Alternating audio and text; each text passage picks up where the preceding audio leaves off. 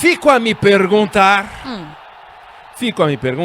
se existe alguém, hoje no exercício do poder, mais pretensioso do que o ministro Paulo Guedes. Ele fala sobre tudo. Opiniões definitivas sobre tudo. Acho que mais pretensioso do que o ministro da Fazenda, Paulo Guedes, só aquele lojista que monta a loja e diz, vendo tudo para o seu lar. Pô, esse é pretensioso, né? Eu vendo tudo para o seu lar. Imagina, nessa casa que eu tenho aqui, se tudo que você consegue ver nessa sala, eu pudesse comprar em uma loja apenas. Né? Da iluminação à cadeira, do coelhinho de isopor ao abacaxi que aparece sobre a mesa. É absurdo, pretensioso. Mas o Paulo Guedes consegue ser, acho, mais pretensioso ainda do que esse lojista, ou não? É uma competição boa. 999-592-100. Você acha que o Paulo Guedes é mais ou menos pretensioso do que o lojista que diz, vendo tudo para o seu lar? Tudo para o seu lar. Bom, o Paulo Guedes tem opiniões sobre tudo. E opiniões definitivas. Ele disse, por exemplo, agora, recente, a coisa de 2 meses, você vê um prato de uma classe média europeu, que já enfrentou 2 guerras mundiais. São pratos relativamente pequenos. E os nossos aqui, é uma sobra enorme. Toda aquela alimentação que não foi utilizada ali durante aquele dia no restaurante, aquilo dá para alimentar pessoas fragilizadas, mendigos, desamparados. Primeiro, a barbaridade de... Existem regras sanitárias muito rigorosas, as mesmas usadas para as pessoas que não são mendigos, desamparados ou fragilizados. E que devem servir para os mendigos, os desamparados e os fragilizados. Regras sanitárias. A comida precisa ser de boa qualidade. Qual é a segurança que você tem de que uma sobra de comida pode ser utilizada sem passar por um sistema de crivo brutal? Aliás, os restaurantes são proibidos de distribuir comida, tem regras. Bom, mas ele fala que o prato da classe média europeu é relativamente pequeno e que aqui a taxa de desperdício é maior. Bom, a FAO faz um levantamento mundial de desperdício de alimento. O Brasil desperdiça, em média, 60 quilos por pessoa por ano. E ele fala das pessoas que enfrentaram 2 guerras. A Espanha desperdiça 77.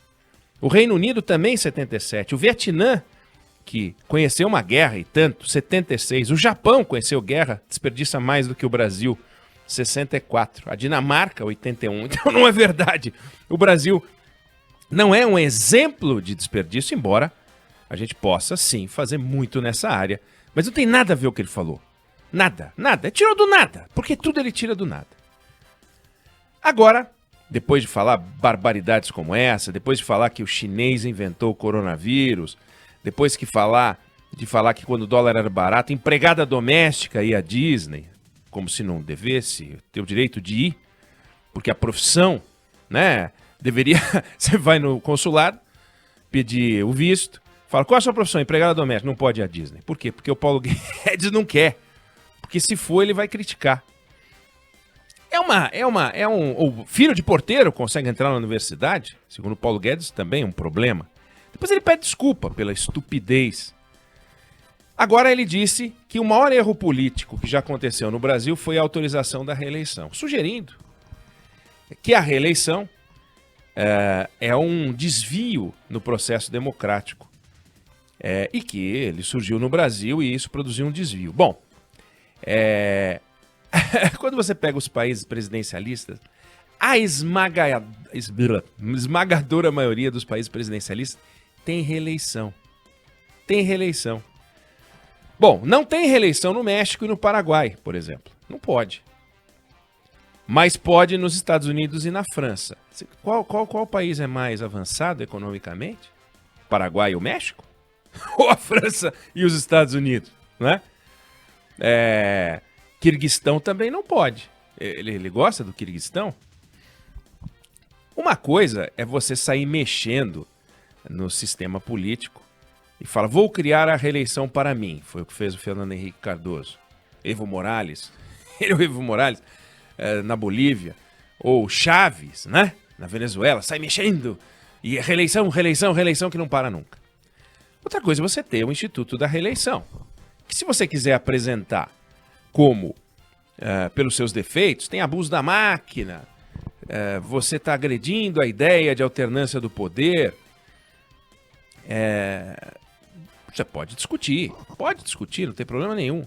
Agora, você vai punir a sociedade e tirar dela o direito de manter um bom presidente? Sim, porque a reeleição é o direito de alguém se recandidatar, mas é o direito também da sociedade de votar de novo num cara bom.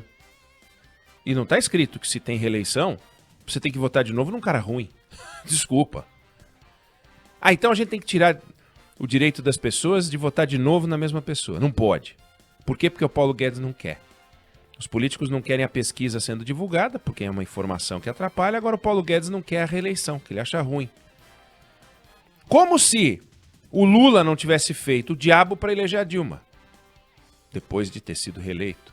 Como se o Fernando Henrique não tivesse trabalhado pela candidatura de José Serra, que perdeu. Quer dizer, o presidente ou o governador sem reeleição não vai trabalhar pelo seu vice, não vai trabalhar pelo seu apaniguado, pelo seu afilhado político, não vai. Não. Aí eles vão ser todos éticos. Mas se tiver reeleição, aí eles ficam antiéticos. Ou seja, um picareta sem reeleição vira um sujeito íntegro. E um cara honesto com reeleição vira um picareta. É uma visão infantil, tosca, e que não tem nada a ver com a área econômica. Já que ele não trabalha, já que ele não produz, que tal dar palpites sobre aquilo sobre o que ele não pensou? Um minuto. Tem gente que fica debatendo monarquia, né? A gente deveria ser monarquista. Olha o Reino Unido. Tá bom, olha Lesoto. Lesoto é monarquista, aliás, era uma colônia britânica. Tamanho do estado de Alagoas, um dos países mais pobres do mundo. E é monarquista. Tem um rei. O Reino Unido também é monarquista. E aí? Não tem uma ligação direta entre uma coisa e outra. Você pode ter um bom fabricante de carro, você pode ter um fabricante de carro ruim, você pode ter um frigorífico que tem uma carne boa, você pode ter um frigorífico que tem uma carne ruim. O problema não é a carne, é o carro. O problema é quem faz. Você pode ter uma boa legislação tributária, você pode ter uma legislação tributária ruim. Você pode ter um bom ministro da economia, você pode ter um ministro da economia ruim. Temos Paulo Guedes. Nós temos que acabar com o Ministério da Economia, porque o ministro é o Paulo Guedes. Já que o Paulo Guedes é esse ministro que nós temos, então vamos acabar. Não vai mais ter ministro da Economia, não vai mais ter Receita Federal, não vai mais ter ninguém falando de privatização, não vamos mais cuidar das questões econômicas, o Tesouro Nacional, fecha o Banco Central. Por quê? Porque o ministro é o Paulo Guedes. É uma coisa tão sem sentido, tão bizarra, tão patética, tão infantil, que é de se perguntar o seguinte... Não é, será que o presidente Bolsonaro já não está na hora, já não venceu a validade desse ministro? O sujeito é amalucado. Não é possível. Não parecia isso. Parecia que quando ele surgiu, ele era a voz razoável ao lado de um presidente que inspirava cuidados. Mas o ministro da Fazenda, o ministro da Economia, agora inspirando cuidados. Além de dar declarações como essa, questionando o erro político, o maior erro político, quer dizer, não foi o golpe militar um erro político. Fizemos um golpe militar em 1930, tivemos um golpe militar em 64, isso não foi um erro político. O Jânio Quadros fingir que renuncia para ver se volta, não foi um erro político, isso não foi um erro político. O erro político é a reeleição. Pelo amor de Deus. Erro político talvez seja, vamos fazer a reeleição para mim, né? Como fez o Fernando Henrique. Isso é um erro político. Mas fazer para daqui 4 anos não tem problema nenhum. Algumas mudanças que estão sendo propostas no Código Eleitoral que está em discussão na Câmara dos Deputados hoje é para 2026, justo, não para a eleição que vem. Mas é um ministro que não consegue ficar quieto, trabalhando. Ele precisa ficar falando, porque senão vai ficar claro que ele só não trabalha. Estamos aqui nós discutindo as ideias, se é que isso pode ser chamado de ideia, do ministro Paulo Guedes, que declarou recentemente também que essa guerra política perturba o tempo inteiro o andamento da economia. Quem é que está fazendo guerra política? O chefe dele. Aí você xinga o poder que você precisa e depende no dia seguinte. Quem é que xinga o poder do qual vai precisar no dia seguinte? Quem? É o presidente Jair Bolsonaro, até a semana passada, quando ele assinou a carta escrita pelo Michel Temer, assumindo um compromisso que o Michel Temer propôs a ele de pacificação do país. Né? Vamos ver quanto tempo dura isso, mas o fato é, ele está falando, mandando um recadinho pro chefe. É um negócio que a gente tem que parar e pensar. Nós tivemos um ministro chamado, como é que chama? O Pedro Malan, que foi ministro do Fernando Henrique. Ele nunca dava uma declaração. Nunca dava uma declaração. Ele fica quieto, quieto. A gente tem ministros do Supremo que não falam.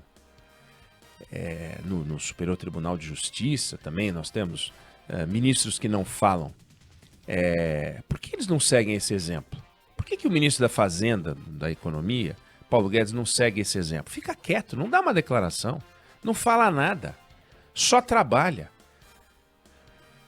É muita tensão, é muita bobagem, e dando palpite sobre aquilo que ele não entende. Ele não entende nada de democracia, ele não entende nada de convivência democrática. Ele atrapalhou as negociações com o Congresso Nacional, ele não conseguiu conduzir a reforma da Previdência.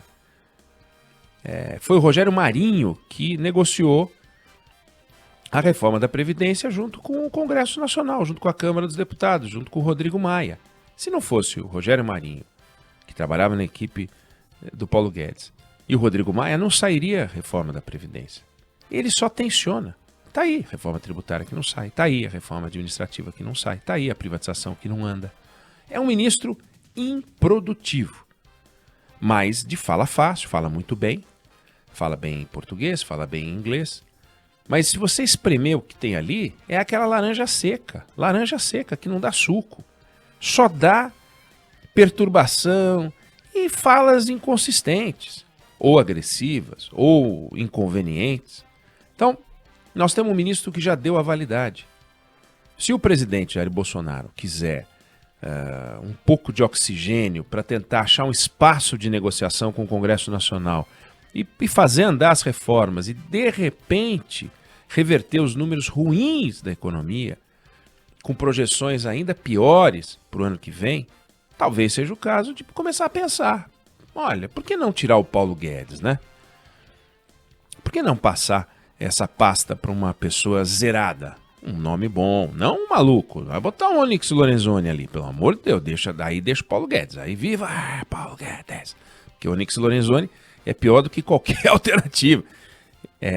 Mas pegar alguém que não seja um heterodoxo, né? Que não seja um aventureiro, que não seja um pistoleiro da economia, e botar no lugar do Paulo Guedes. Quem sabe? Aí o Paulo Guedes pode escrever, pode falar, pode dar palpite, porque daí ele vai estar fora. Mas enquanto ele está lá, não fica falando demais, porque fala muita bobagem. Então, ele é, na minha opinião, mais pretensioso, ou quem sabe, não tanto, do que aquele lojista que diz que vende tudo para o seu lar. Paulo Guedes, o lojista que vende tudo para o seu lar.